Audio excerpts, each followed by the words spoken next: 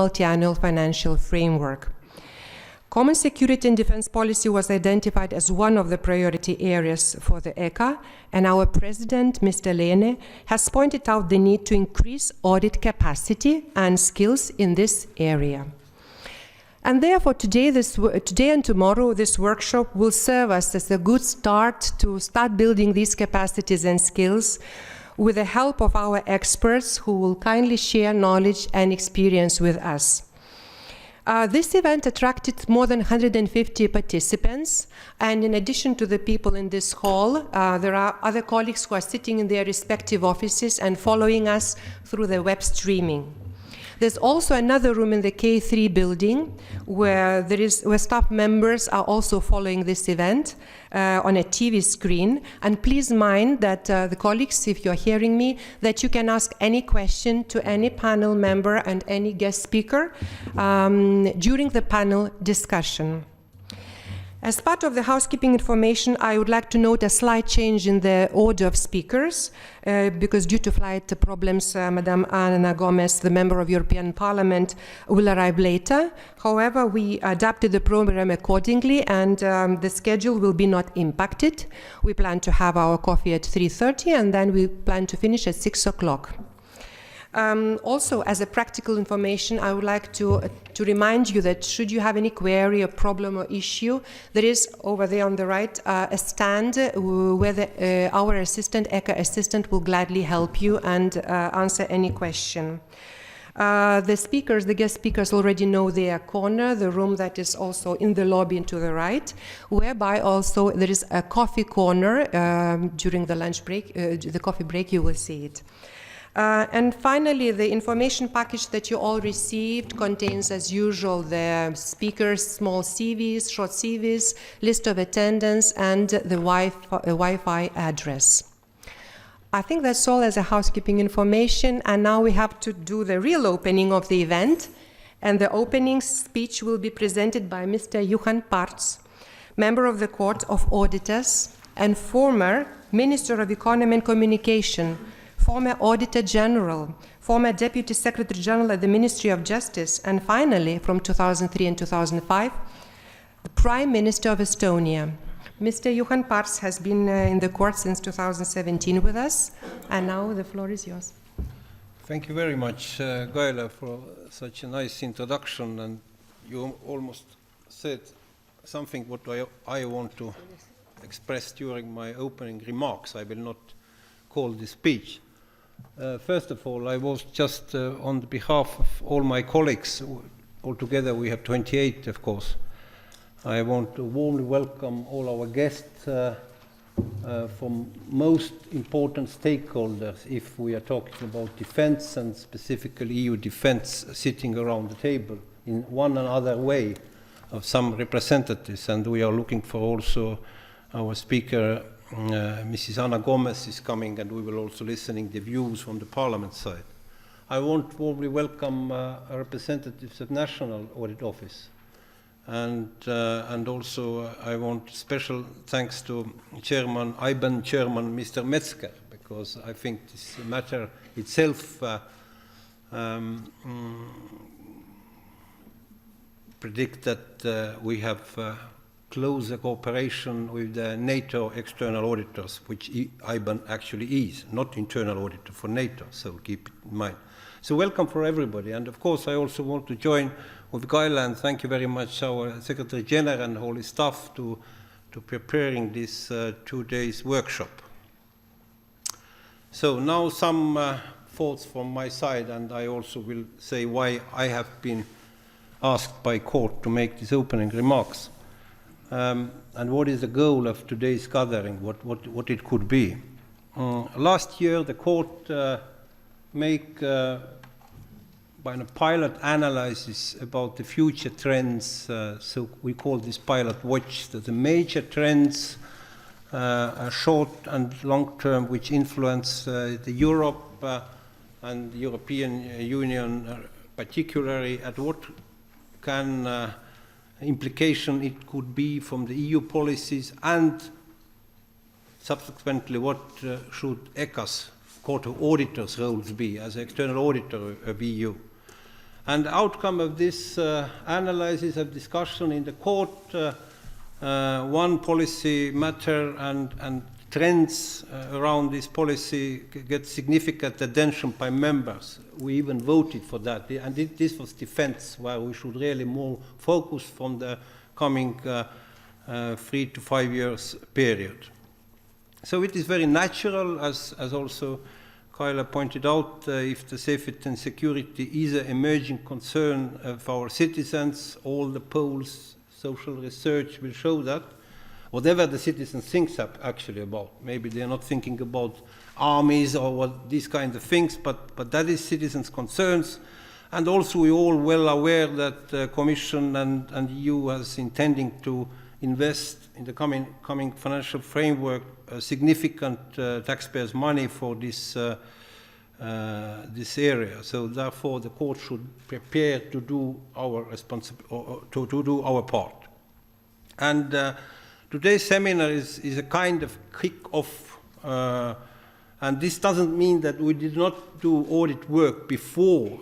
We had, and some of presentations on this workshop will be also talking some works what court have been done so far. But I think it is a kick-off for a more comprehensive and more strategical view how the court should contribute to the defense matters in Europe and the EU particularly. And therefore, I am looking forward to this very fruitful, hopefully very open, inspiring discussions and for future planning of the ECA's work, and also for input for our first comprehensive study about current and planned EU defense. So, namely, beginning of this year, court initiated research or analysis on EU defense in the format of briefing paper. I'm not going to go in details what are different briefing paper, audit review. This is more complicated probably than defense itself, and I was appointed a reporting member, and also I just want to speak loudly. Cyril Messine is our excellent head of task, is leading this exercise. Goal of this briefing paper is to analyze the current state of the subject, define main challenges, and as this is not audit work, so to point out main consideration for future work and the major basic performance risks possible in future. So that is so today's seminar and our comprehensive study, we hope we will finalize this before the summer breaks. Then we should much more knowledgeable to define a particular strategy where a court as an external auditor can bring value for this matter. I also want to recall, especially for our guest speakers, but why not also our colleagues and staff, the court future task force report, which we finalized in January this year. This was quite unique. This was an initiative of our president, Klaus-Heiner Lehne, that we should look much more to the future to better programming our auditing work. Otherwise, we are just running behind the events, and the performance audits can maybe not bring so value as they can. And we finalized, I was the chair of the Future Task Force report, and this report is publicly available, and some other interesting materials. I just also saying this for the audit community in European-wide. And court made two critical decisions, or two important decisions. That first we should initiate full digital transformation of annual financial and compliance audit. The Digital Steering Committee will be set up, and together with our staff we should really take this challenge to use all technological opportunities and to change the annual audit as we did. It's a huge challenge, and in somehow how it's related to this matter, of course it will be touch the defense as much as financial and compliance risk is under considerations. And the second, the court also decided to set up the foresight and strategy panel, which task will be to develop at court's foresight capacity, better focused multi-annual programming, but also integrate foresight into the performance audit work. So that this is also ongoing processes in the court to be more future looking. So regarding the ECA's responsibility, it seems relatively clear when considering the financial and compliance part of auditing of EU defence. Of course, there are a lot of technicalities, a lot of details. We are very happy there are many interesting presentations, what we are going to hear today and tomorrow. But it seems me that this is quite usual, if I can say that way. And I really hope that our colleagues from NATO, auditor staff, OCCAR, can talk about his experiences more. More complexity arises as we look for performance audit opportunities and defence policy initiatives in the EU. That was sure. A lot of things have happened during the last years on the EU level. Some said it's a huge success after decades of standing on one place, capability development plan, CARD process, PESCO, defense fund, etc. So I think these are all very remarkable changes, to be honest. From taxpayers' point of view, most important are the Commission proposal to significantly increase defense spending, I use this word, I'm not going to do these legalistic details, from EU budget in the near financial framework. So the figures are remarkable. We don't know yet what will be the final agreement in the Parliament, Council and Commission, but to jump from almost some 100 million euros to more than 25 billion euros, it's a remarkable increase. And all this brings, I will say, concerns for Court of Auditors. So what does this money exactly mean for? What the EU should intend to achieve, and what are the basic performance risks considering the uniqueness of defense? Expectations are high and ambitions are varied. We can follow this easily if we are following the overall debate about this matter, but that's not our role to echoing what kind different politicians are talking about. But clear expectations are high and ambitions are sometimes quite different. I want just highlight 3 relevant issues, and I really hope that during our panel discussions today and tomorrow, different presentations, we should start to address that. These issues also we will try to address our first analysis paper, which we hope published in July, as I said earlier. So first, we all know that EU treaty limits the EU's opportunities to act in defense matters very significantly. As this is the case, is effective and efficient use of taxpayers' money possible at all, considering that only real outcome matters in defense? Real outcomes are real defense capabilities, not virtual or paper capabilities. And the capabilities which really deter possible threats, and there are clear will and readiness to act if needed. But as we all know, this is in the same time the ultimate power of the member states. Duplication with NATO should be avoided. This is a commitment of all who are involved in transatlantic cooperation. But question from this initial phase, but how? If we think about whatever investments for defense either defense capacities or technological development, immediately we should talk about proper planning process, probably proper threat analysis. We need much bigger manpower to govern this work. We are all well aware that effective defense presently is based on two layers. First, self-defense of member states, and collective defense based on allies' commitments. And the question regarding all that, what will be the role of European Union? The second question is regarding the defense capabilities. It's well aware several capabilities in Europe are lacking. Brexit will considerably increase capabilities shortfall of these member states who are members in the European Union. The amount of money spent by member states shows clearly inefficiencies.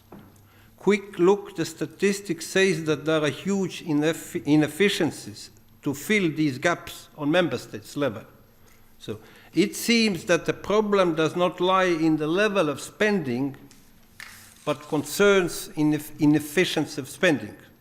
So the challenge is not just to support cooperation of member states, but really how to integrate capabilities, taking into account the concerns and the unique responsibility in the EU, what I mentioned in my first question.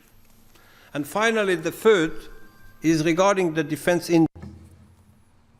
Competitiveness of EU defense industry in the global market is challenged and requires better efficiency in spending and policies, no doubt.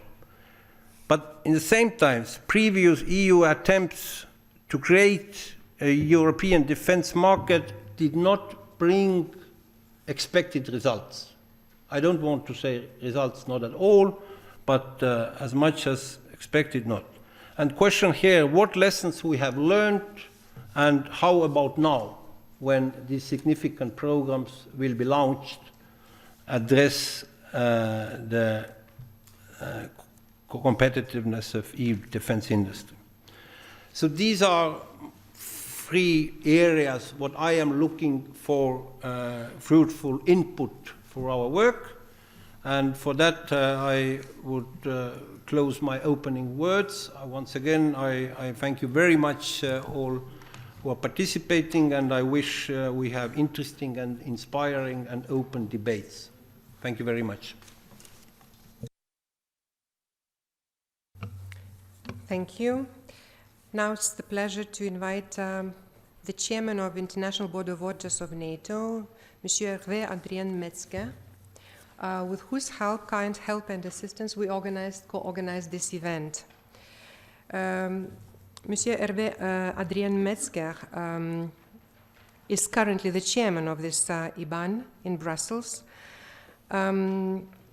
But after a professional start as a Navy officer in the French Navy, he joined the Cour des Comptes of France in 1990, and since then is a senior magistrate there. During these years, he's developed a broad and diverse expertise by holding several positions both in the defense sector and international auditing. So we're really looking forward to your speech, please. Yeah. Ok. Merci beaucoup. Excellences, Mesdames, Messieurs les membres de la Cour, chers collègues, Mesdames, Messieurs, il y a 2 ans, à Paris, le Collège international de France, relative à l'audit des organisations internationales, et c'est notamment à cette occasion, ça marche pas.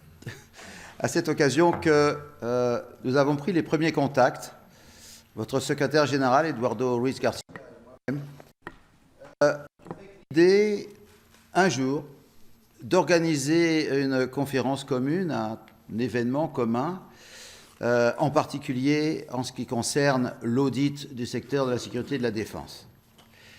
Ceci nous permettait d'aller un peu plus loin que les relations de très longue date que l'IBAN entretient avec la Cour des comptes européenne, aussi surprenant que cela puisse paraître.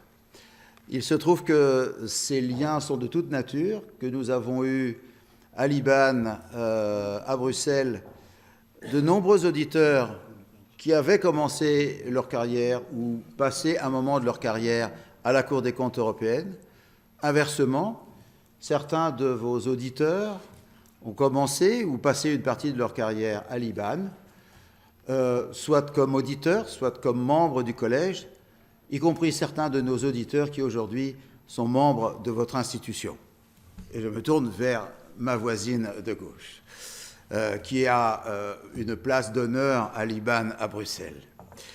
2 ans après, l'événement se concrétise et je dois dire que nous le devons à l'activité intense qui a été déployée par votre secrétaire général.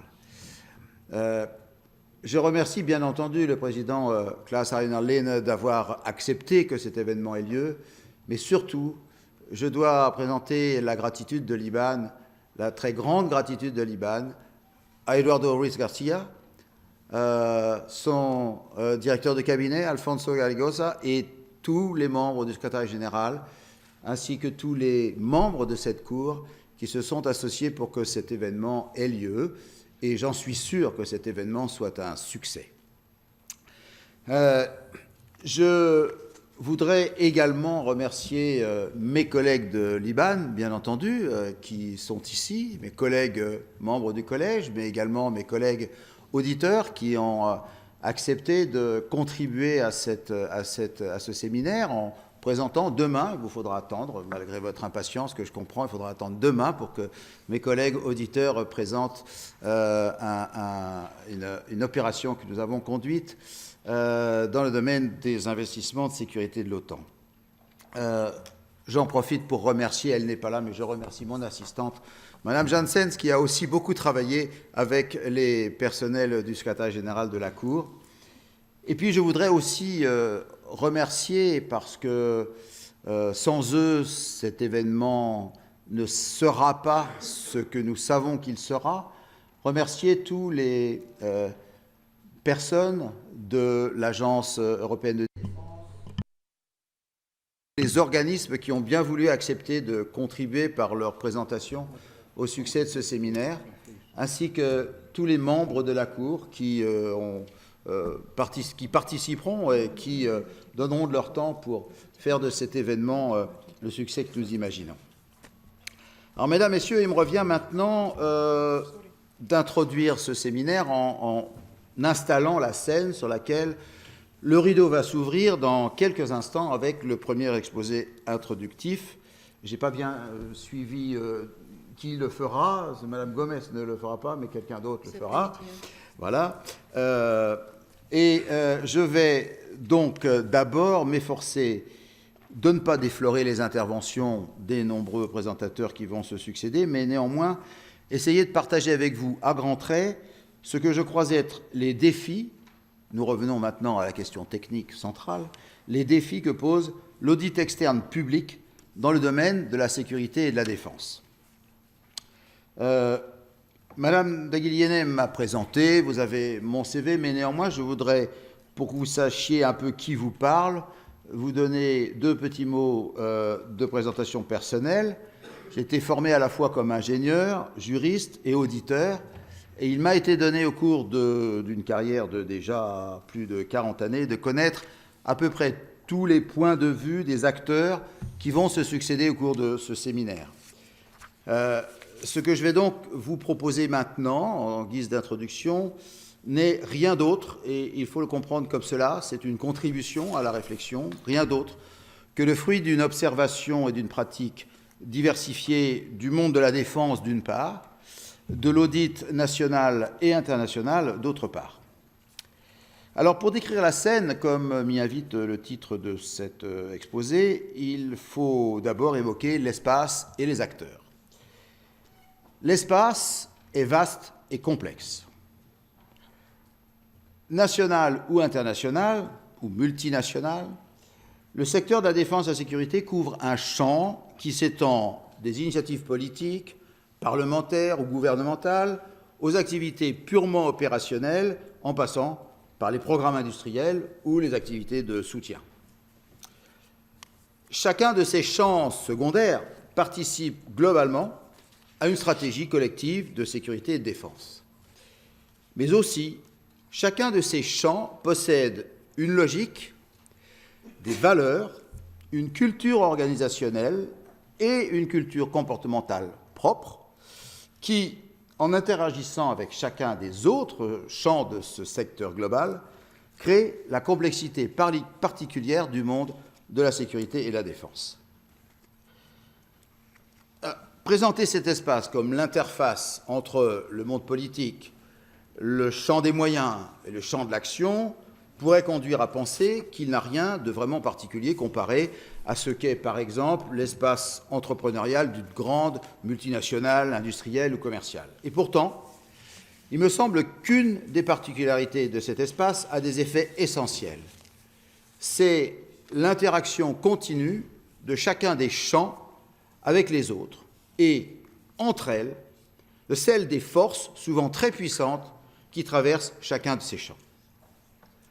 Dans le champ politique, où se détermine une stratégie et des objectifs de sécurité, aucun acteur, sans doute, en démocratie, disons, prenons ceci comme notre référence, n'est entièrement libre et la gouvernance reste une affaire particulièrement complexe.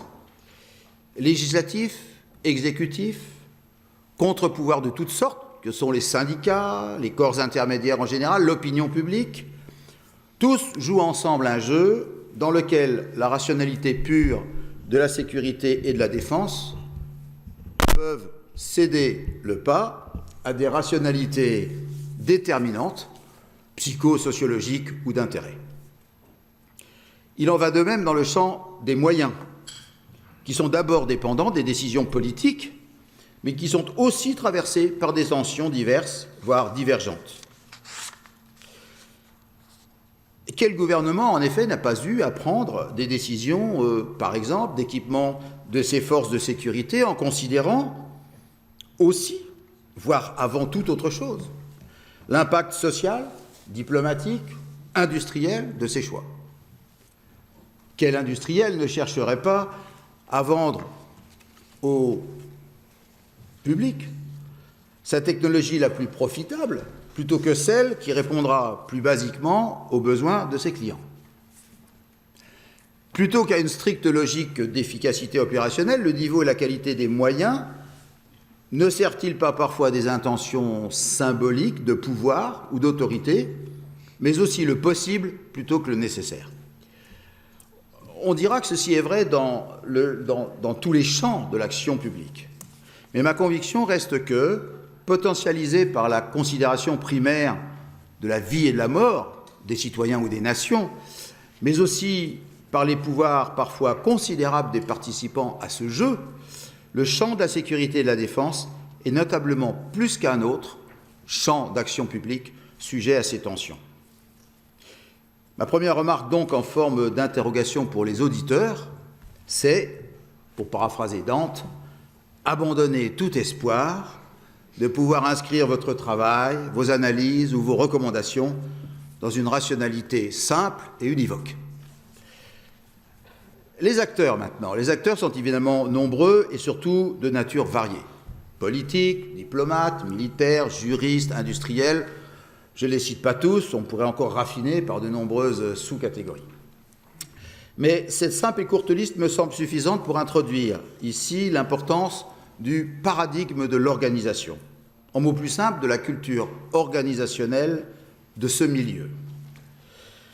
Chacun des acteurs ne conçoit, ne contribue, ne réagit pas, un, aux exigences d'une stratégie et d'objectifs collectifs de sécurité, et par conséquent aux exigences propres à l'audit de la même façon. La première caractéristique, me semble-t-il, de la culture socio-organisationnelle de la défense, c'est que cette culture est extrêmement forte, qu'elle ne cède quasiment rien devant les sollicitations ou les interférences d'autres systèmes de représentation et de pensée. La raison, on est sans doute assez évidemment dans les buts poursuivis. Pour le dire très schématiquement, lorsqu'il s'agit de préserver la vie, voire de gagner la guerre, préserver la sécurité de ses concitoyens, on envisage plus difficilement de dévier des voies d'une efficacité profondément et patiemment enquistée dans des paradigmes mentaux et comportementaux qui ont fait leurs preuves. Et pourtant, pour le dire trivialement, ça marche. Ça fonctionne. Dans à peu près toutes les démocraties que nous connaissons, ça fonctionne. C'est donc que des concessions se font, ici ou là, qu'une sorte d'autodiscipline s'organise pour contrer les effets de cultures autonomes qui s'avéraient trop contre-productifs. Corollaire à ma première remarque pour l'auditeur, le premier effort à faire est donc d'analyser et de comprendre dans quelles conditions une métaculture socio-organisationnelle rassemble dans l'efficacité des acteurs a priori culturellement si différents. C'est-à-dire, pourquoi et comment politique et militaire, militaires et juristes, politiques et industriels, d'autres encore, se parlent et peuvent se comprendre. Pourquoi ? Pour que l'auditeur, in fine, soit capable de les entendre. C'est le propre étymologique de l'auditeur. De les comprendre tous et de tenir à tous un discours dont chacun comprendra l'intention de la même façon. J'en reparlerai à propos de la restitution des travaux des auditeurs. Alors, on ne doit pas se cacher que l'affaire se complique dès lors que l'on passe du niveau national à un espace multinational. Ce que je vais vous en dire pourrait choquer, mais c'est vraiment le fruit de mon expérience de plusieurs années, une bonne quinzaine d'années, dans l'audit d'organisations internationales.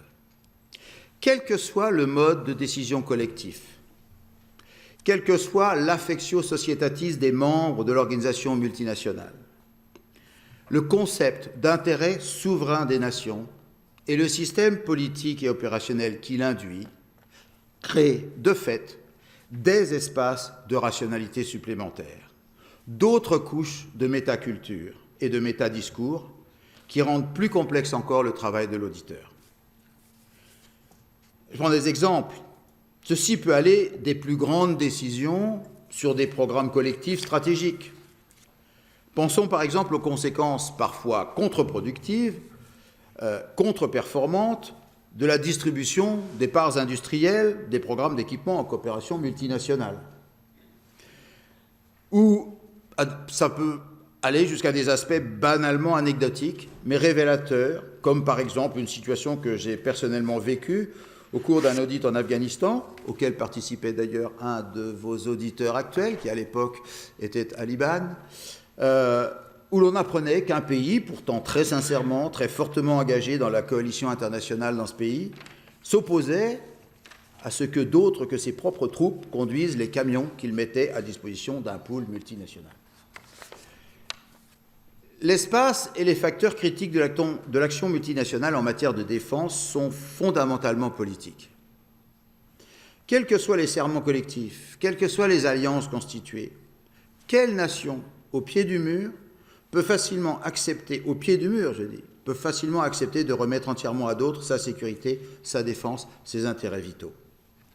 Cela ne veut pas dire que le champ de la sécurité et de la défense sont voués à une impuissance relative par l'effet des intérêts égoïstes des nations, qui soient affectés d'une inefficacité fatale. Cette dernière question est d'ailleurs fondamentale pour l'auditeur.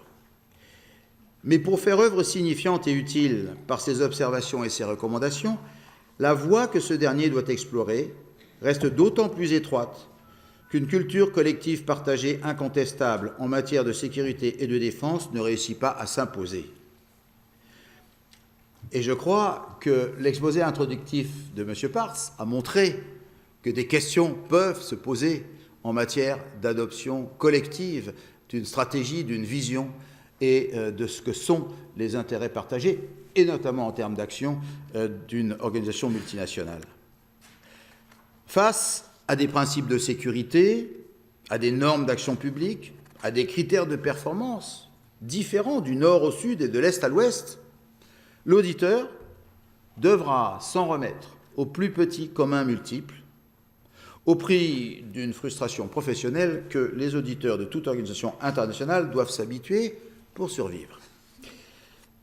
Notons enfin que, avant de poursuivre au-delà de cette introduction générale, qu'une des caractéristiques majeures, déterminantes, d'ordre pratique en matière de sécurité et de défense est que la maîtrise de l'information, dont la confidentialité et le secret sont les corollaires opérationnels, cette maîtrise de l'information est un facteur stratégique.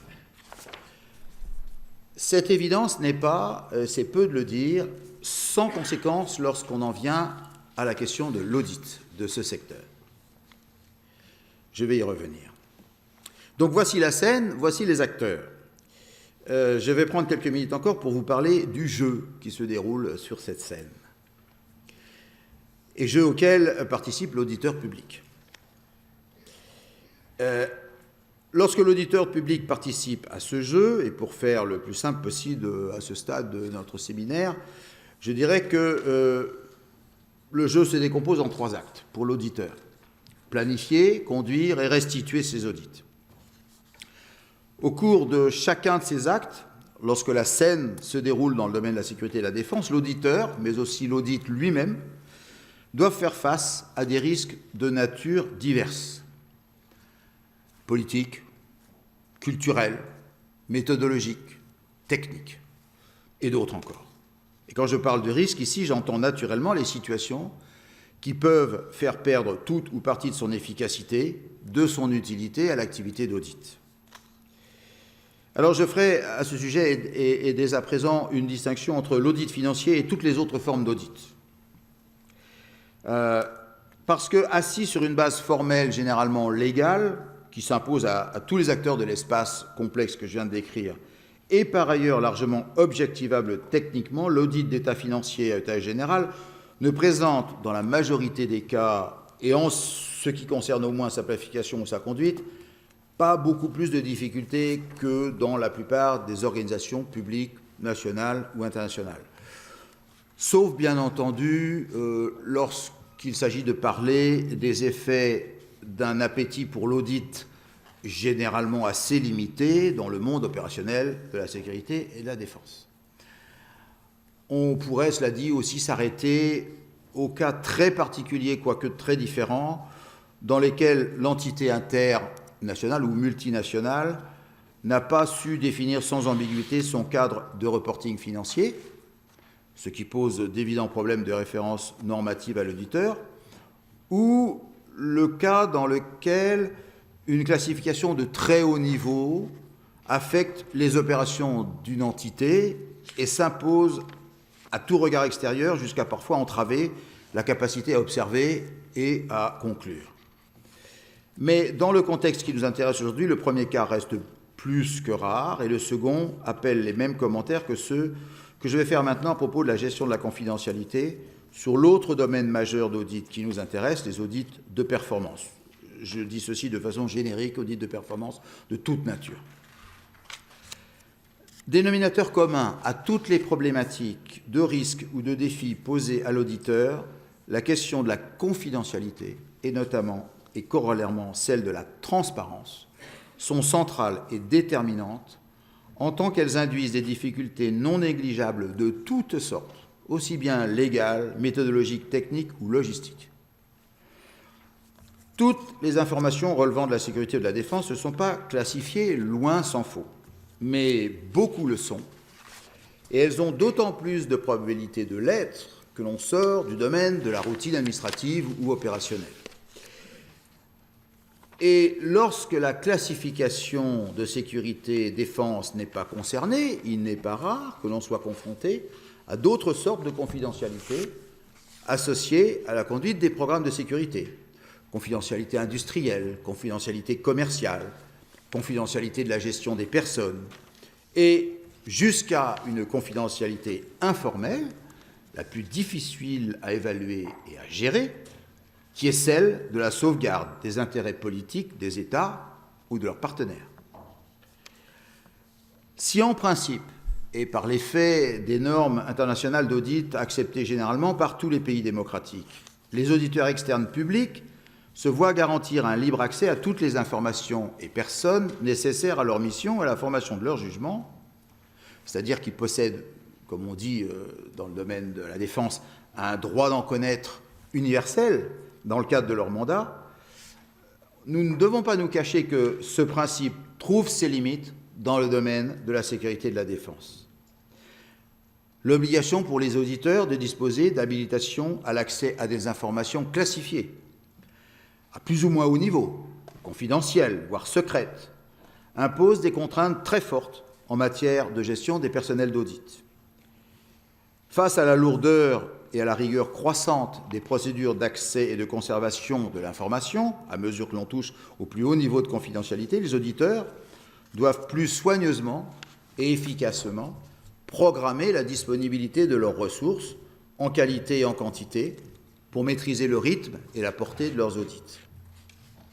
Au plan logistique, les restrictions d'accès à certains sites, les contraintes imposées pour un libre accès à certaines personnes, l'impossibilité imposée parfois d'user de ses propres outils techniques, ordinateurs, téléphones, logiciels, l'obligation de se reposer sur les outils propres des audités, sans garantie quant à la confidentialité normalement induite par l'inviolabilité absolue des dossiers de travail des auditeurs indépendants, tout cela, et j'en passe, parce qu'il faut faire court, et je ne suis pas encore très court, impose à l'auditeur, dans le domaine de la sécurité et de la défense, des contraintes matérielles qui, au mieux, lorsqu'il peut les maîtriser, alourdissent notablement la planification et la préparation de ses missions, au pire, lorsqu'elles se révèlent impossibles à maîtriser, font courir le risque d'une relative inefficience des travaux d'audit et donc des recommandations possibles.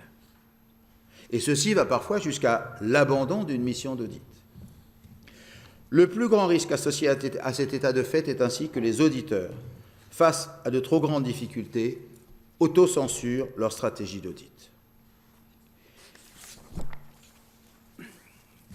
La préparation et la planification logistique et technique des missions d'audit de sécurité ou de défense restent donc un chemin absolument critique de leur efficience et de leur réussite. En phase de planification, le risque d'autocensure ne résulte pas toutefois toujours seulement de difficultés matérielles, logistiques ou techniques telles qu'on les anticiperait. La complexité du jeu des acteurs que j'ai évoqué peut aussi y conduire. D'une façon générale, la question de la qualification, des critères et des indicateurs de ce que l'on appelle la performance est centrale. Lorsque les différents acteurs ont des visions et des compréhensions éloignées, voire irréconciliables, de la performance d'une politique, d'un programme, d'un projet auquel ils contribuent, l'auditeur peut se trouver contraint de recourir à ce plus petit commun multiple de compréhension que j'évoquais précédemment. Le risque est alors bien de renoncer, lorsque ce plus petit commun multiple ne peut être défini raisonnablement, à cause de critères de performance par trop antagonistes, ou lorsqu'il s'avère de portée trop limitée pour anticiper des conclusions utiles et légitimer l'emploi de ressources d'audit, en temps, en argent ou en personnes, rares et coûteuses. Toujours dans ce domaine, je voudrais noter la difficulté également de décider des questions de sécurité ou de défense particulièrement sensibles, mettant en jeu potentiellement la réputation des États, la réputation des forces de sécurité ou des partenaires industriels.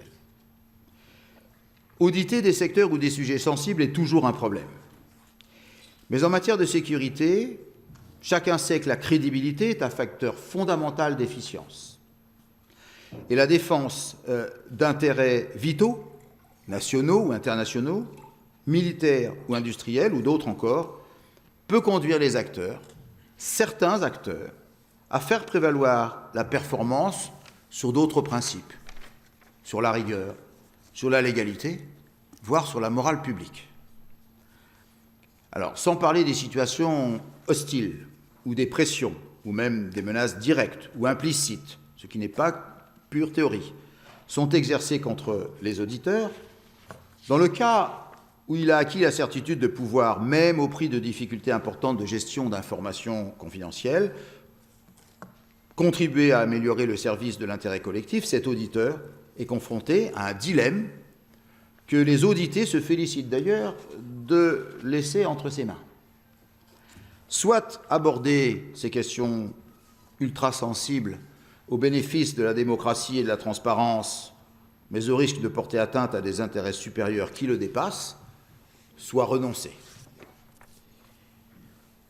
Ces obstacles franchis restent encore à conduire les audits et à en restituer les observations et les conclusions. Je vais tâcher de faire court sur ce point.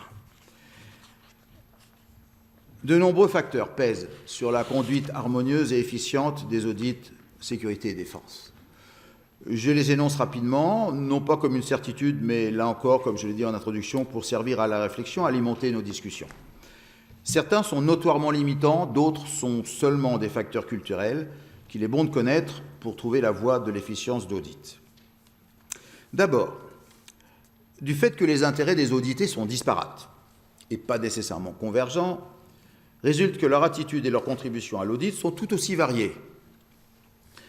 L'hétérogénéité des comportements des acteurs de l'audit a pour effet, à ce moment-là, de compliquer la planification, l'évaluation des risques, la définition des processus de contrôle de la qualité des audits.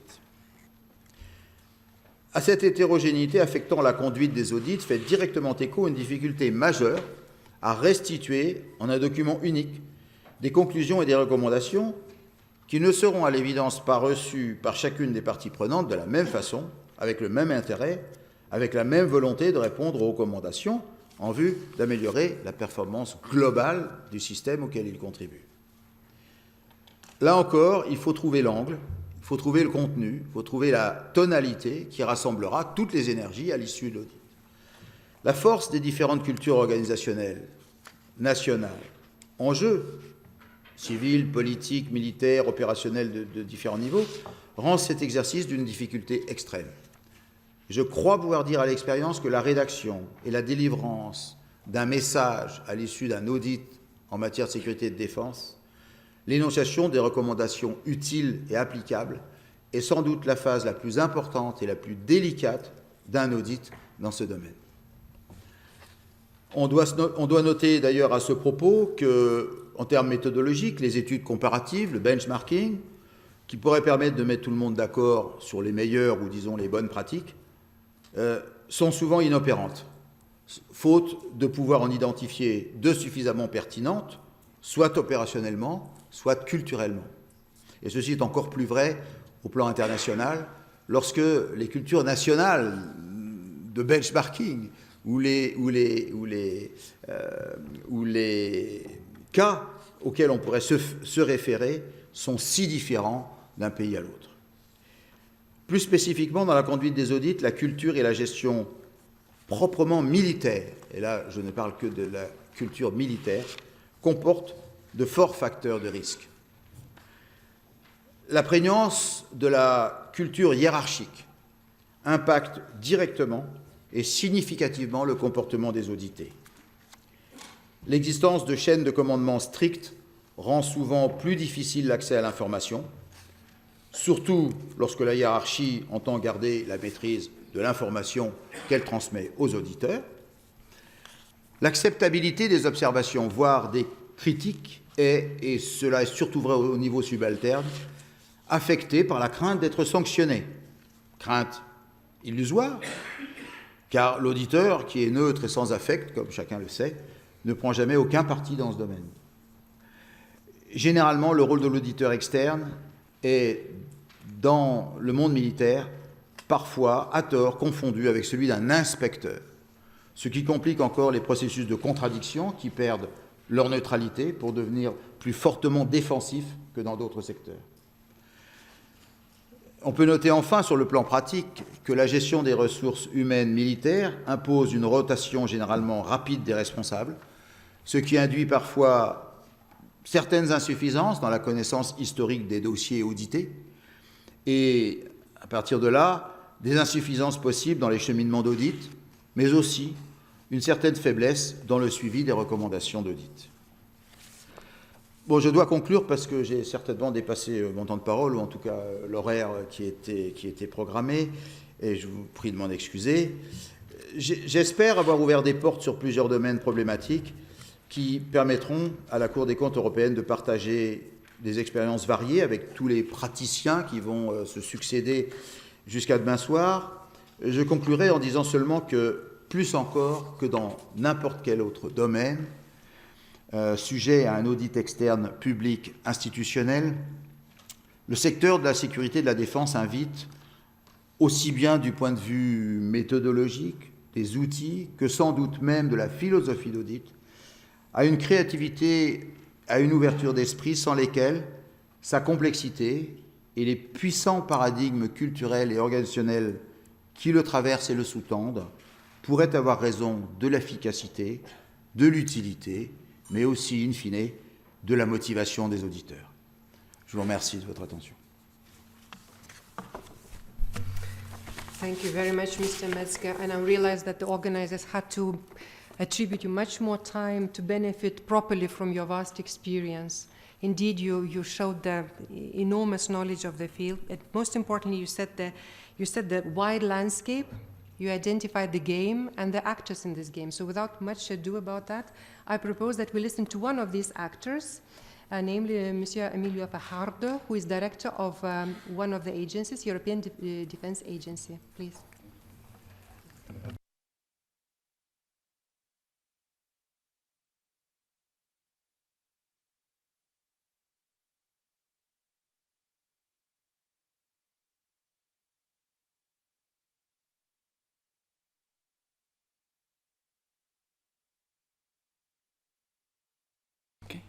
Okay, thank you.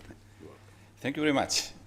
And first of all, just let me thank you, the organizer of this workshop, to give me the opportunity to be here in this in front of this distinguished audience, and to have the opportunity to give you a little bit of some thoughts on the European Defence Agency. So, how I have organized my presentation is more or less, you have it in the screen, is to give you a little bit of the context, introduction, where is the EDA, the European Defence Agency, position located in the European Union in relation with defence.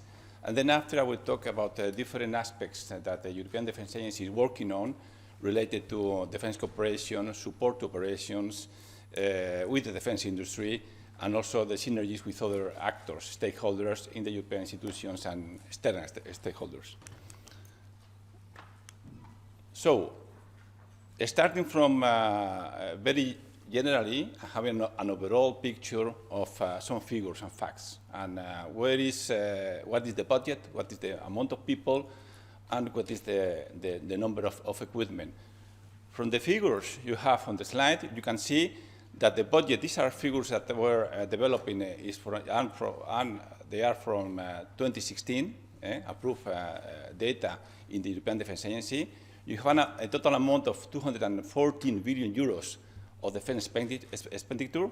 You have the breakdown in which that investment, that defence funds that are spent in different concepts like procurement, maintenance, personnel, and so on. You have to the right the number of personnel and the direct employment that is given in defense. And the most important part in which I would like you to focus on is the right part of the slide, the equipment. The large number of different equipment. You have 32 types of armor fighting, 22 types of frigates, 19 types of main battle tanks, 15 types of fighter aircraft. So the fragmentation of the different systems we have in Europe, which means that we have problems of interoperability, duplication of efforts, inefficiency, maintenance. So you consider that there's a lot of room for improvement in European Union to make things work much more efficiently, I would say.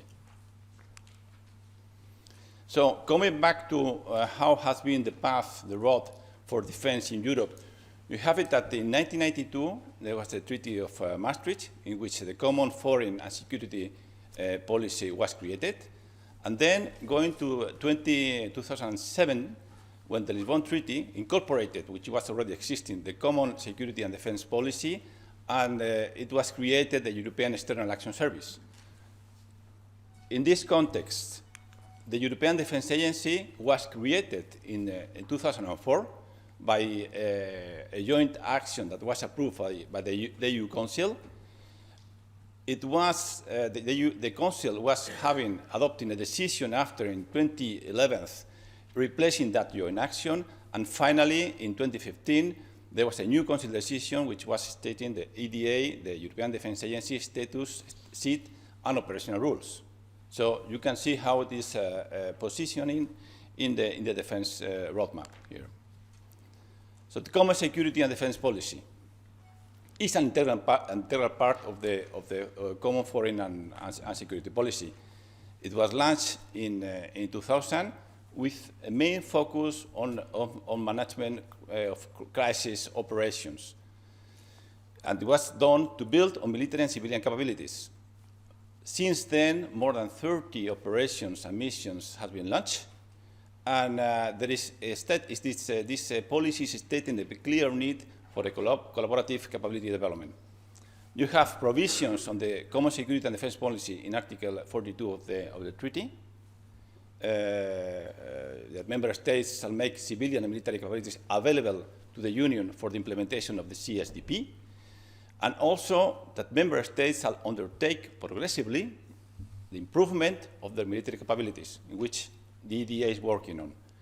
In the Lisbon Treaty, the CSDP was mentioned with a comprehensive approach, and the European Defence Agency was referenced in the field of defence capabilities, for the development of capabilities, for research, and the acquisition of armaments. The tasks of the EDA are in the Article 28D. So, what is the main mission? The main mission of the European Defence Agency is to support the Council and the Member States in their efforts to improve the Union's defence capabilities in the field of crisis management and to sustain the common security and defence policy. This is the main mission stated in the latest Council decision. So, how is the agency located in the institutions of the European Union? As you know, the head of the agency is the Vice President and High Representative Federica Mogherini, and the Chief Executive of the agency is Jorge Domecq. The agency is reporting to an steering board in defense ministers' composition. This steering board is providing reports to the Foreign Affairs Council in foreign ministers' composition and providing and receiving guidelines from them. At the working level, the agency is working, is consulting, is cooperating with the PSC at the level of ambassadors, is also working with the AUNC, the EU Military Committee, and the External Action Service, AUMS and CMPD. This is today how the agency is organized. You have the steering board, chief executive, and the deputy chief executive. And then you have 4 directorates. Out of these 4, 3 are operational directorates, which is the Industry, Synergies and Enablers, the one I'm directing, Capability, Armaments and Planning, Research, Technology and Innovation, and then there is another director, Corporate Services, which is an internal director for managing internally the European Defence Agency. So more figures on the agency. The agency, 27 member states of the European Union, still now, because I think in October will be 26, are part of, are members of the European Defence Agency, with the exception of Denmark. And we have administrative arrangements with Norway, Serbia, Switzerland, and Ukraine. The budget, the yearly budget we have in 2018 was of 32.5 million euros. We have more than 300 activities in which we are working on, and we have, in the framework of the DDA, since the creation of the DDA till now, I would say, we have approximately 1 billion euros in different programs in which nations or member states are participating. So, following the roadmap I was showing to you at the beginning, after the new Council decision, what other important events happened? The head of the agency and the High Representative was presenting the EU Global Strategy, with two main components, what is called the European Defence Action Plan and the joint EU-NATO declaration, which were following after that global strategy, and referencing and launching three important initiatives. PESCO, the Permanent Structured Cooperation, which was already, of course, created during the Lisbon Treaty, but was in a standby situation, was not launched. A coordinated annual review on defense, which is called CART, was a trial, was run in 2018, and this year we are going to start the full process of this coordinated annual review on defense, which could be for our NATO colleagues similar to what is called the NATO defense and planning process. And of course, the European Defence Funds. In 2018 has been a very important year to launch and implement most of these European defence initiatives. In relation with the EU global strategy for foreign and security policy, which was presented, as I said before, by the head of the agency, in June 2018, it was followed immediately by an implementation plan, the European Defence Action Plan, with the goal to make defence cooperation the norm. In the global strategy, it was set at the level of ambition of the European Union security and defence policy, and it was mentioning and going much more in deep in defence cooperation. It was mentioning the European Defence Agency as a key cooperation tool, and member states to make a full use of DDA of DDA potentialities. And it established, as I said before, the Coordinated Annual Review on Defense, the CART, and a Capability Development Plan. The Capability Development Plan was developed by the agency, defining 11 defense priorities. It was approved by the steering board in minister composition in summer of 2018. Of course, there was a link to support defense research and technologies and multinational cooperation.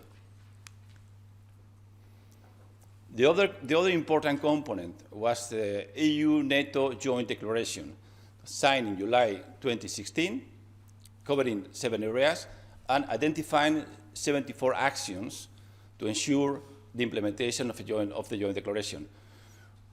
Cooperation was established as a norm, as a daily practice. What is the EDA role in this EU-NATO Joint Declaration? We have close staff-to-staff working relationship with NATO. We are looking for coherence of output between the EU and the NATO defense planning processes. The EDA is responsible for the implementation of 30 out of these 74 actions. And capability development, we are ensuring the complementarity and avoiding duplication on unnecessary duplication or unnecessary activities.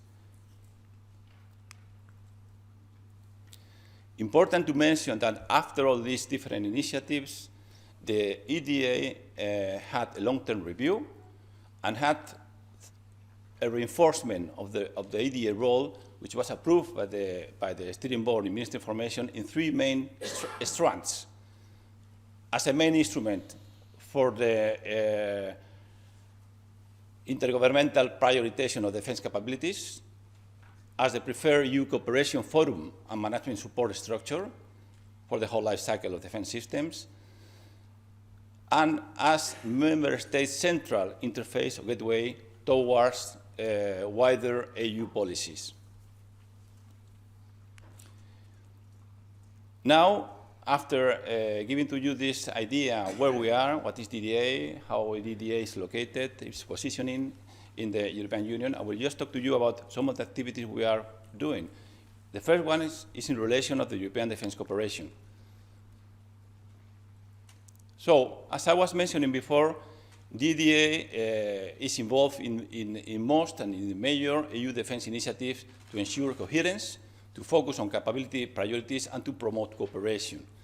In that sense, as I was saying before, the EDA developed, with the cooperation of the UMS and UNC, of course, and the External Action Service, the Capability Development Plan, identifying the different 11th defense priorities for the European Union.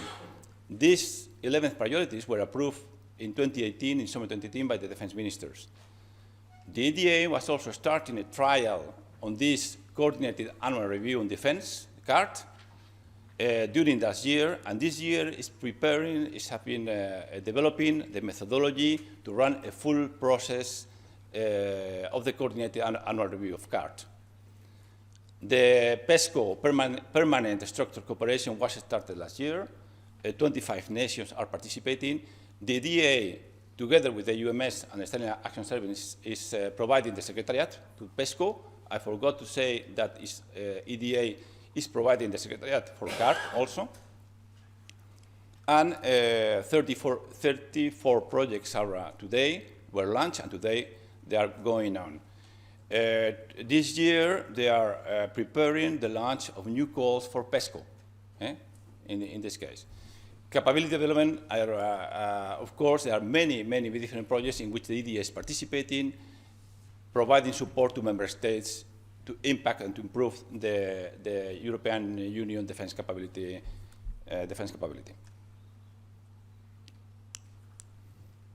So,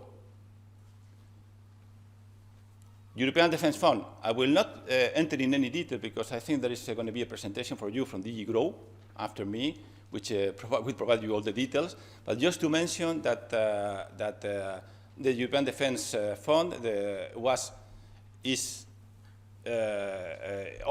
today under discussion, the negotiation, the regulation for this fund is going to be of approximately 30 billion euros. It's going to be managed by the Commission, of course. 8.5 would be for capability development and 4.1 for research. And before this fund is approved, 2 different initiatives have been launched. One related to research, which is called the Preparatory Action on Defense Research. It was in 2017 to 2019 with 90 million euros. And what is called the European Defense Industrial Development Plan, EDIDP, which has been launched this year. The EDA role in 2 different initiatives. These 2 initiatives are preparatory for the European Defence Funds and have been started before. The EDA role, especially in the preparatory action on defence research, have obtained a delegation from the Commission and has made the call for proposal in 2017, 2018, and now 8 different programs are running. The role in these 2 initiatives, the potential role of DDA is upstream, implementing, and downstream role, which is what we are working on. The EDIDP, as you will see after, is 500 million euros for 2 years, and the first wave of call for proposals has been provided by the Commission, has been published by the Commission, and will be decided during this year. And as I said before, you will have much more detail on this by DG GROW after. Support operation. The European Defence Agency is also providing services to ongoing common security and defence operation in the European Union. You can see some of them there. So we are offering different services, and you have some examples. For example, we are providing a human resource management tool to Larissa and Rome, operational headquarters. We provided a cyber awareness seminar in the Central Republic of Africa. We have provided also a network in the Sofia operation in Rome, and we have also deployed a smart energy camp demonstrator, solar smart energy camp, in the EU training mission in Mali.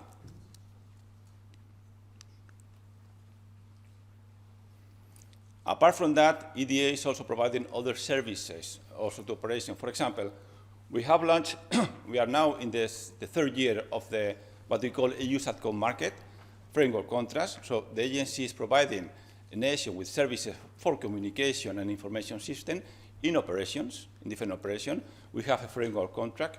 ADA is acting as the contract authority and is arranging and is providing all the services. We have now spent, I think, more than 40 million euros in this program. Sorry. Okay. We have just launched a new program called Aeromedivac to provide in-theater aeromedical evacuation services. This is a framework program with member states, with some member states, for 120 million euros. So this is the ceiling of the program, and this is going to be for the next year. We are providing a web-based solution. It's called Cooperative standardization organization, web-based platform facilitating exchange between governmental and economic operators. And we have a cooperation agreement with the Athena mechanism to facilitate large and complex tender procedures also. This is just an example. We have another program. We have a helicopter training program to provide courses on tactics, tactics for instructors, different exercises, and so on. And we are also developing a remote pilot aircraft system technology demonstrator project in which we are aiming to improve the information sharing between different member states in the European Union. I would not like to enter in any detail, just to give you the picture of what we are doing here. We are also working to reinforce the European defense industry. In that sense, we are providing support to industry through the European Association of Defense Industry, ASD, with the national defense industrial associations, and with the different defense clusters of large, medium, and small and medium enterprises. We support them with information sharing, but providing them different support in different programs. We are giving them tools. We have today what we call an identifying tool to identify ways of providing funds from different European Union funds. It's an online tool we have today. So in different cases. We are now developing what we call key strategic activities. We're mentioning the European Defence Action Plan in consultation with industry and with member states. This is to identify what are the key and the critical industrial capabilities in Europe that has to be maintained in the future for having the European Union strategic autonomy. We are working on research and technology and innovation. We have a research agenda. We have different capability and technological domains, and we have different groups working on that. We are very much engaged, I will tell you about that after, in the Single European Sky, which we have an industry exchange platform for remote pilot air systems, air traffic integration, and various industry platforms and fora. And we provide inputs for the capability development process. The industry is requested to provide inputs in all the different exercises and initiatives we have in the EDA for capability development. European synergies. How are we working with other European institutions and external actors? We are partners of different organizations that are looking to improve European military capabilities. We have an administrative arrangement with OCCAR. We have a very close collaboration with NATO, with the European Air Transport Command, and many others. We are key partners in many civil and military coordination groups, like the European Commission, EU agencies, European Space Agency, Eurocontrol, and CESAR. CESAR joint undertaking and CESAR deployment. And we, of course, provide, have a very good, very strong relationship with different associations, industrial associations. For the Single European Sky, that is something that is having quite a big relevance today, and you know about it. That is looking to reform air traffic management and to try to improve the defragmentation of the airspace in Europe. We are the interface with the European Union, different stakeholders, and coordinating all the military views in the European Union. This is a civil initiative, but that has to take into account, of course, the military views. We are representing all the military perspective, and we are participating in most of the European Union groups related to CESAR. For example, we were part of the Wise Person Group. We participated in the development of the airspace architecture study, and we are going to provide, to continue to provide different inputs in different groups related to the Single European Sky, which is looking toward an integrated aviation system, catering civil and military needs in a balanced way. We are also working on dual technologies, on research. We have was a clear tasking of the European Council on December 2013 to explore the dual-use synergies with civilian research. So we are working, you know that now the European Structural and Investment Funds is now open to defense, and we are looking for key enabling dual-use technologies. We are providing support to different companies and to nations also. We create awareness of dual-use synergies through capability technology activities. We have a joint task force with the Commission and the European Space Agency on critical space technologies. And as I said before, we have developed an online tool, which is called Identifunding. It's open to anybody, in which companies and member states could look in which ways they can obtain and what could be funded by different European Union funding mechanisms. And then, just to finalize my presentation as a conclusion, first, I would just try to tell you that EDA, the European Defence Agency, is acting as a catalyst starting from the member states' requirements to the member states' improvement of their capabilities. So as you see in the slide, we collect member state requirements, we try to harmonize them among all different member states, we provide an in-house analysis and studies, we introduce innovative solutions, we launch new initiatives, and at the end of the day, all is looking for improving defense capabilities for member states, of course. And the second one, EDA is as a capability multiplier. EDA is providing flexibility, it's working a la carte. Member states decide on what and to which extent are we working on. We are providing expertise. We are supporting projects during the entire life cycle.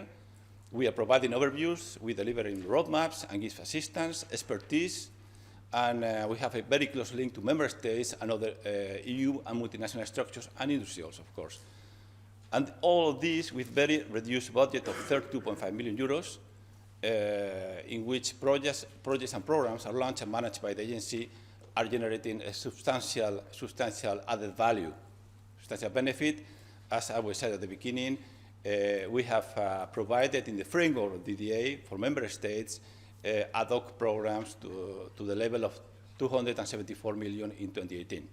Since the starting of DDA, in all DDA history, we are approximately at the level of 1 billion euro. And with this, I think it finished my presentation. Thank you very much. Thank you very much, Mr. Fajardo, for your very instructive, very structured, very clear presentation. And we have an interesting situation where we have one director of European Defence Agency and we have the former director of European Defence Agency. So therefore, I think Mr. Arturo Alfonso Meirinho, now is really a good time for you to present your new role and your new work. And let me say, while you take the floor, that Mr. Alfonso Meirinho is a Major General of the Spanish Air Force.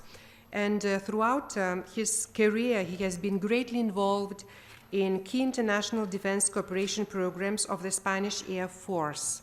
And now, for more than 2 years, Mr. Alfonso Meirinho is a director of the Organization for Joint Armament Cooperation, the OCCAR, which I already have heard many times today. So the floor is yours. Thank you.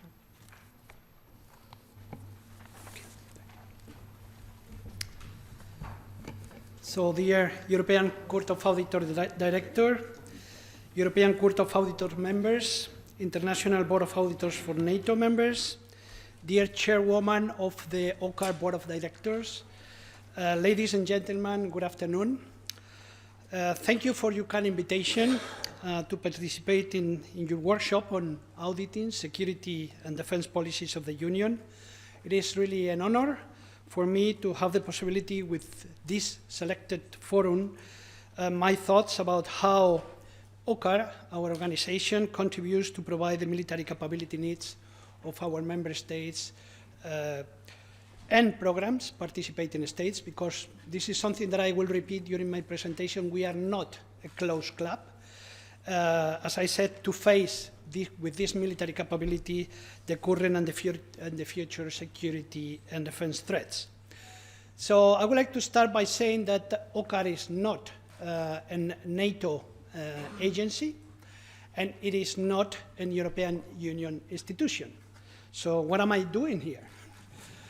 Well, just to give you some information, we are responsible for managing 13 programs with 13 European nations 66 billion of euros with an annual operational budget of close to 5 billion euros. So I think in front of this selected forum of auditors, we play a role in the European context. We are also really a European identified organization. Last year in September, we celebrated the 20th anniversary of our convention. Our convention comes from 1998. And really, when you read the convention, our founding fathers had a vision, because at that point in time, they already mentioned the importance of the European security and defense identity, and they also identified the importance to strengthen the European defense technological and industrial base. These words were already stated in 1998. And this is the work that we have been doing during the last 20 years, although I have to say that the legal status of our organization was reached in 2001. So we started with some legacy programs, and later on we add additional programs to our organization. What do we have in Europe right now? Because of course we are at the last part of the military capability acquisition process. We are between the politicians, the harmonizers of the capabilities, and the operators, because our responsibility is to develop, to produce, to deliver, and even to support the systems to our armed forces. So we are at the very end of this long process. And what we have is, right now in Europe, is 3 different ways of capability planning. Of course, we have the national planning process. This is still valid because nations have still sovereignty issues, and this is the reason why many nations do not share specific military capabilities with the other European members. And this is a reality, and we have to live with that. Of course, we have the NATO defense planning process, which try to harmonize the capability needs of the NATO members. And here, of course, we have the transatlantic aspect included, and which, by the way, has been in the news during the last couple of days regarding the European strategic autonomy, a very interesting process now. And, of course, the European planning process, in which the European Defence Agency, as my good friend Emilio already said, regarding the role of EDA. In fact, I will underline the very strong relationship that we have between the two organizations, not least because I was a former director of EDA, of course. The one that we are looking more specifically is to the European planning process, because this is the one that provides us with specific projects and programs to be incorporated in our organization. When a nation, after having decided the capability needs, or an institution like NATO or the European Union identify the capability needs, of course, the options are, should we go nationally or should we go in cooperation? And even within the cooperation, there are different ways and means. One is to have a nation, other one is to have a joint program office, and last but not least is to have a program manager. And I just put a couple of examples there, like OCCAR, NCI, or the NSPA. These different organizations regarding program management has the great advantage of having rules and procedures already established, whilst the lead nation or the joint program office basically will have to start from scratch following the discussion between the members, the member states participating in these particular programs. If the nations have a common capability gap, and they decide to go ahead with a program management organization like OCCAR, there are several options. Of course, if the involved nations are OCCAR member states, I will mention that later on, but we are 6 member states, 4 founding, Germany, Italy, the United Kingdom, and France, and later on Belgium in 2003 and Spain in 2005, join the organization. So these are the 6 member states represented in the Board of Supervisors. But again, we are flexible, we are open, and we have good examples of integration of additional nations in already running programs in our organization. As I said, if the involved nations are OCCAR member states, they may discuss among themselves the requirements and decide to trust the management of the program to OCCAR. This is one option. If the involved nations are not members, they may discuss again requirements with OCCAR member states already participating in programs, and equally decide to trust the management of the program to OCCAR. I can give you a good example because 2 years ago, Lithuania decided to join our 8x8 vehicle program, the Boxer program. We were able to integrate Lithuania with the other nations involved in the program, for the time being the Netherlands and Germany. Perhaps in the next year we will have the United Kingdom as well joining the program. And in just 8 months, the program for Lithuania was already integrated in our organization. And I will have the privilege to be in Lithuania at the beginning of July for the first delivery of the first vehicle. So this is a clear example of success of a non-member state of OCCAR being integrated in a program and having the same rights and obligations regarding the program. It works as well for 16 programs.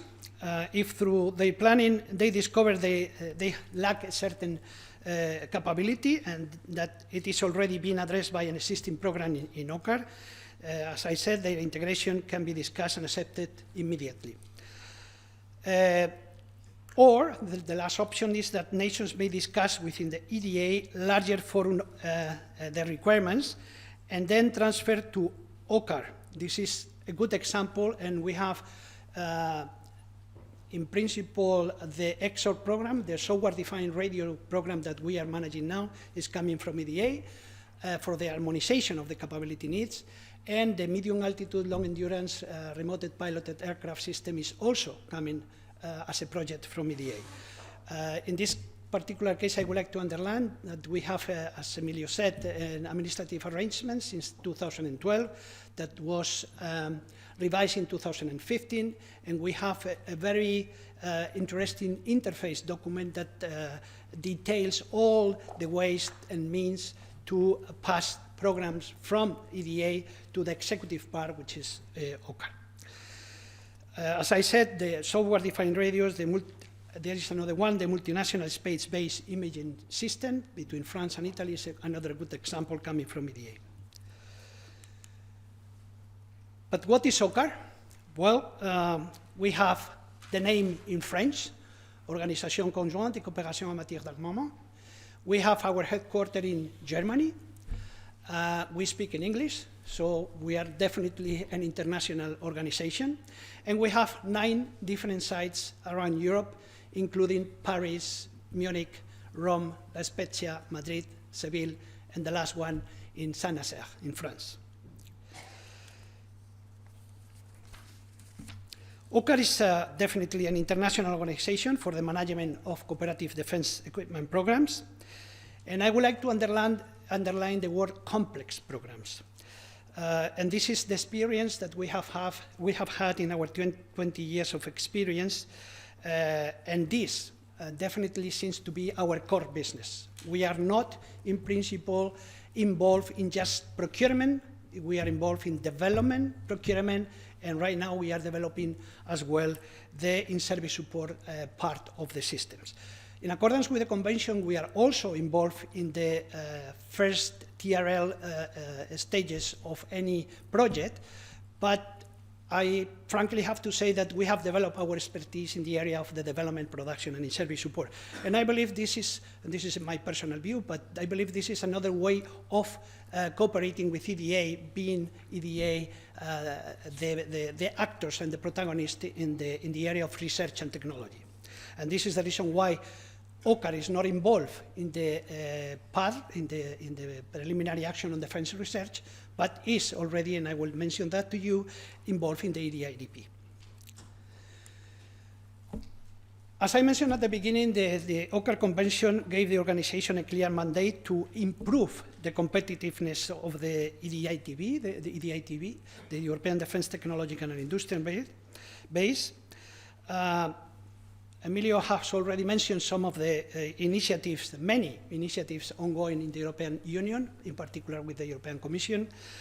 And in order to, again, foster the competitiveness of our defense industry, well, the OCCAR Convention expresses this same goal, as I said, back in 1998.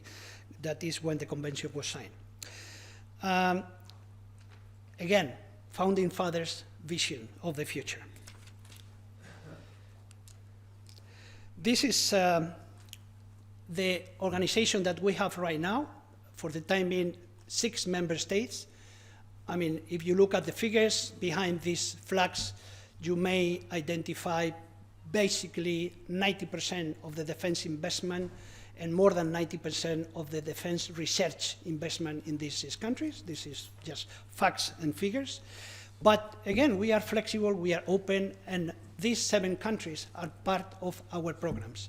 And being part of the programs, they have exactly the same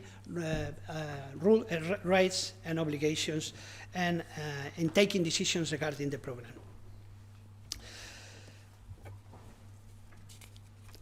And precisely because of that, nations do not need to apply for full membership to benefit from our experience or our key success in program management. OCCAR has the vision to be a center of excellence and first choice in Europe for cooperative defense equipment programs. And of course, we see and we hope to see more nations and more programs to join in the future. And I will mention some of them that we have in the pipeline right now. Being an international organization, we are not bound by the European Union law, even though I can tell that we follow the spirit of the EU regulations. We have 14 OCCAR management procedures that are easily accessible through internet for all of you. One of them, the OMP5, being the terms and conditions of the contracts. We are right now revising this OMP5 in order to be in line with the European Commission financial rules and regulations. Just to give you an example that the European identity is always behind our work. How is OCCAR organized? Well, basically we have 3 areas. One is the executive administration, OCCAR EA, of which I have the honor to be the director. On the left side, with the typical divisions regarding finance, you will have tomorrow a presentation from my head of finance division regarding how we work in OCCAR. And one important aspect in the central office is what we call the program management and support division, because this is the link between all the program offices that we have on the right side in order to ensure that all the rules and regulations that we have in OCCAR are followed by this program. From my point of view, having been involved in international cooperation for armaments procurement in the last 30 years, I think this is a unique aspect of OCCAR, having a central office and 13 somehow autonomous program divisions that are involved in the management of the 13 programs. On the right side, as I said, we have the 13 programs. We will see some pictures of them later on. And we have the decision makers area. The top one is the Board of Supervisors. Board of Supervisors are the 6 ministers of defense, but normally this function is delegated into the national armament directors or even the deputies of the national armament directors. In fact, before being the OCCAR director, I was the deputy national armament director for Spain and therefore the representative in the BOS of OCCAR for 6 years. And then we have a Future Stars and Policy Committee. This one really is the committee that works for the BOS, but also look at the future and provide and propose ideas. And the Finance Committee, very much linked to our Board of Auditors, of course, and the Security Committee. Regarding the programs, the structure goes through what we call the program committees and the program boards. Program boards are the highest decision makers of the program and normally are the deputies of the national directors for programs and projects.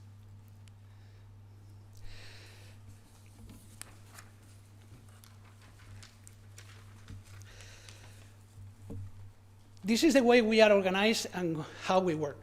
We have a set of rules and procedures.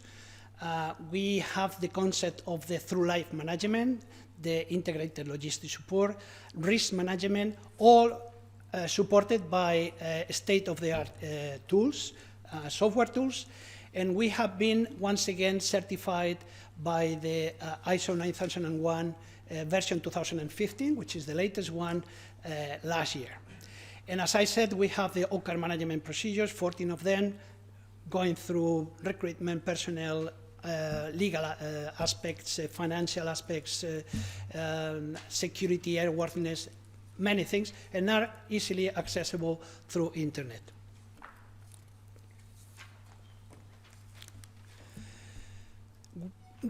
Last year, I had a meeting with the Director of General, le Directeur Général de l'Armement in France, and he was asking me, can you provide me with key success factors that I can go in front of the political side and just justify why is OCCAR there and why we should use OCCAR? So we were working on that, and we produced a flyer, and these are the aspects that we identify of being the key success factors of our organization. First of all, we have 20 years of experience in complex defense program, something that is, I would say, unique around Europe. We are flexible. This is the word that you have heard from me many times this evening, in terms of participants and program integration. We have a set of rules, an ISO certified process, best practice program management techniques, through-life management, ILS, and so on. Empowered program managers, of course, they report to me, but they have a certain level of autonomy through the program committees and the program boards. And this is really a unique characteristic of our organization. We have a central office that supports all the program divisions.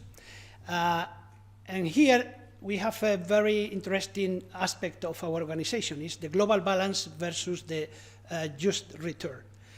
The former programs, cooperative programs, have been all based on work share equal cost share. So definitely industrial return into the national industry.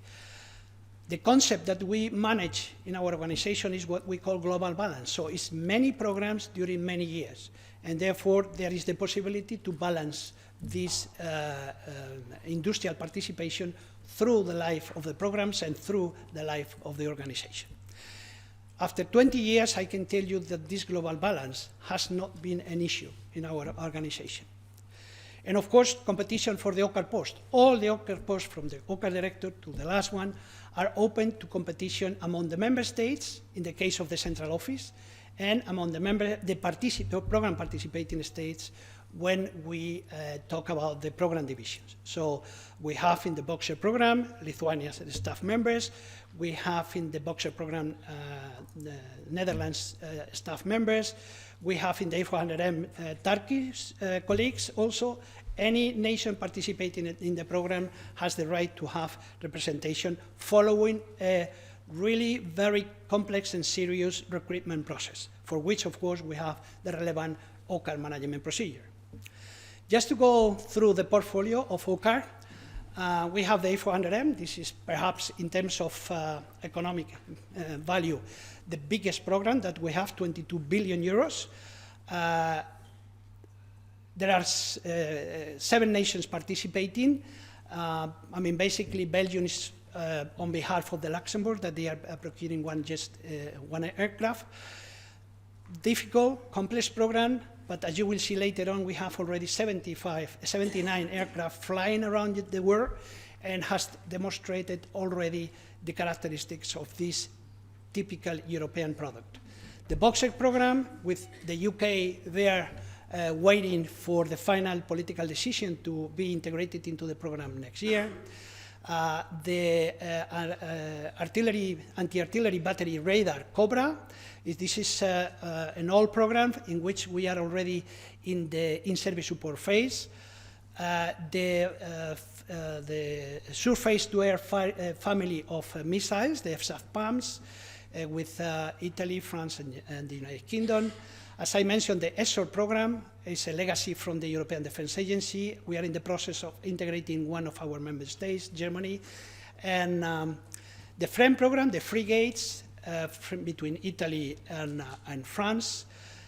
Just to let you know that within the EDIDP, the regulation of the EDIDP allows for two projects which will not be subject to competition.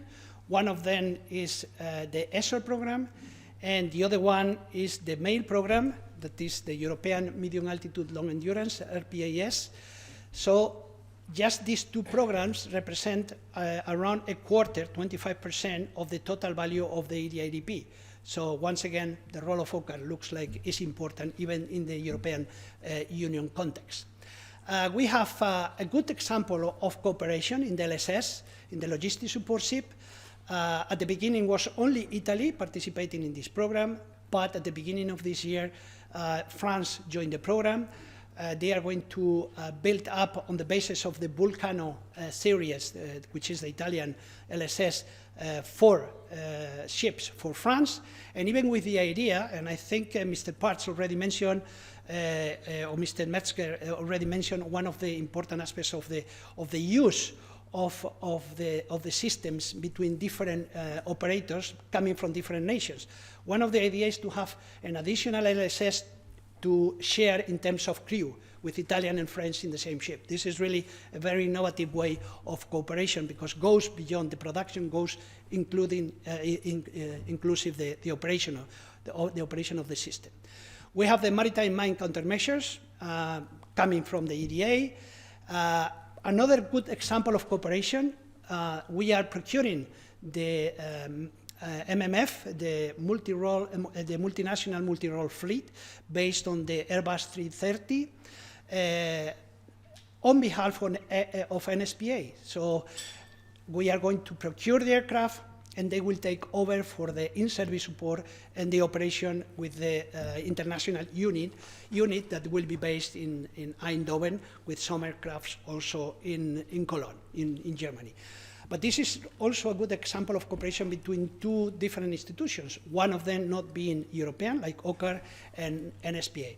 In addition to that, we have specific projects working together for NSPA to support part of our systems like Cobra, Boxer, or the helicopter Tiger.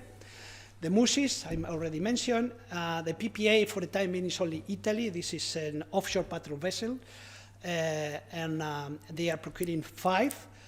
And the program, the Tiger program, that is one of the legacy programs that we integrated into OCCAR many years ago. And it's a program in which we are now in the process of the mid-life upgrade, talking about obsolescence, avionics, and armament. And this is another candidate to receive funds from the European Defence Industrial Development Programme, but in this particular case is subject to competition. So you can see that OCCAR will play an important role in the funds provided by the Commission in the EDIDP. We have Australia as an observer. It's an interesting aspect because, I mean, being so far away, they are part of our program committees, and also they are looking at the way to support the Tiger in the future, and also looking at the Mark III, which is this upgrade of the helicopter. And this is the slogan that we have in OCCAR. OCCAR delivers. So we, of course, need the politicians. We need the area of the harmonization, the identification of the capabilities, the harmonization. But at the end of the day, we need to provide something to our soldiers in the field. And we have provided already 20 Cobra systems, 29, sorry, all the 15 FSAP PAMS systems, 5 frigates to France and 7 to Italy of the FREM series, 159 Tigers. HAD is the version of France and Spain, and HUD is the version of Germany. 505 boxes, and increasing, because we may have the UK with another 500 vehicles integrated in the program in the near future. And for the time being, we have 79 aircraft flying around the world in all the nations except Belgium that will receive the first aircraft next year. I mentioned that to you, 60 billions of taxpayers' money, 4.5 billions for the 2009 budget. The operational budget is the one related to the programs. And what I would like to underline here is the cost of managing all this money. We are 300 people in these 9 places around Europe, 59 million, so it's an overhead of 1.3. Definitely difficult to have a reference with this overhead in Europe regarding international organizations. I already mentioned the ongoing initiatives towards cooperation. We are working very close with the Commission. We have here, I think it's for today, the conference from Alan Alexis from the Commission. We have close contact with continuous meetings in order to identify how we are going to implement these EDIDP projects, taking into account the restrictions of the financial rules and regulations of the European Commission and the OCCAR rules and regulations. But I think we will be able to manage how to do the delegation agreement, to do the grant agreement with industry, and so on. And in the pipeline, we have, again, 3 programs that could benefit from these EDIDP funds. And these 3 projects that I mentioned to you are also part of the 34 PESCO projects, and in particular in the PESCO, let's say, regulation, it was clearly stated in the number 18 of these regulations.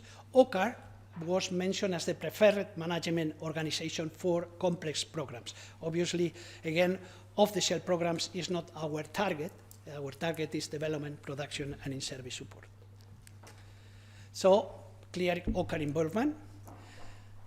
And looking ahead, definitely we have already identified critical capability shortfalls in Europe. Back in December 2013, in the Council of December 13, the unmanned vehicles was one of the capability shortfalls.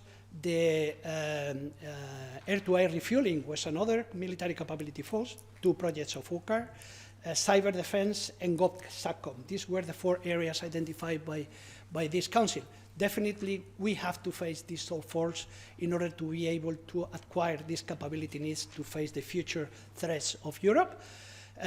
EU global strategy called for strategic autonomy, as I said, being part of the discussions between the 2 sides of the Atlantic in these last days. I think Mr. Parts already mentioned that fragmentation of the defense market is a reality. From my own experience, I can tell you that it's really difficult.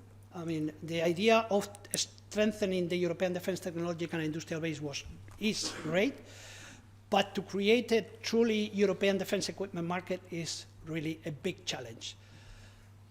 But taking into account that no nation can afford alone these big projects, the solution is cooperation. I am fully convinced of cooperation. I have participated in the Eurofighter program, in the A400M program, in EDA, and here. So I am really a believer.